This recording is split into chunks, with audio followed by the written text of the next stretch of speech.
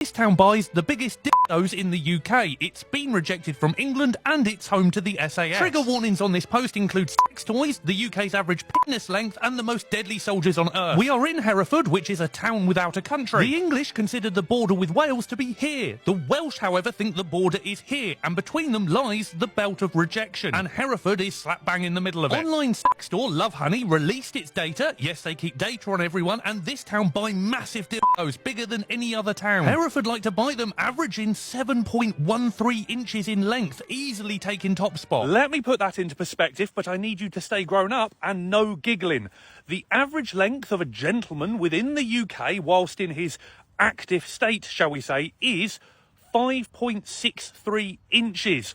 I don't know how they measured all of us, and I don't want to know. The average for UK men is actually 9% bigger than 2 years ago. I didn't see it in the Labour manifesto, but I'm sure they take credit for it. And in case you're wondering, we're 60th in the world around the USA and our European neighbours. Because of constant Welsh aggression against the loving and peaceful English, the government stationed the SAS here. I did go up the road to Stirling Lines, the SAS headquarters, but it was a stupid idea. I don't know what I was thinking. There were people coming and going, and I'm not going to show any of them on camera because I really don't want to fall out with them. Also, community guidelines on here gets a little bit funny if we show military installations. There are nightclubs here, but you've got to feel sorry for the local lads. They come out to try and meet girls, but they are competing not just against the biggest dildos in the country, but also the most deadly soldiers on earth. Hereford is not a good place to pick a fight with a stranger in a bar because the chances are they have medals for bravery they're not allowed to tell anyone about. If you're into massive sex toys and want to live among like-minded enthusiasts, how much does a house here cost? Well, more than you'd think to live in the belt of rejection. Ellie Goulding is from Hereford, and so is Frank Oz, the man behind Kermit, Miss Piggy and Yoda. A kinky town with a dirty secret this is. Yes? There are some things to do here. I went to the Museum of Cider before chickening out. Although the Museum of Cider looks fantastic and I highly recommend it if you visit,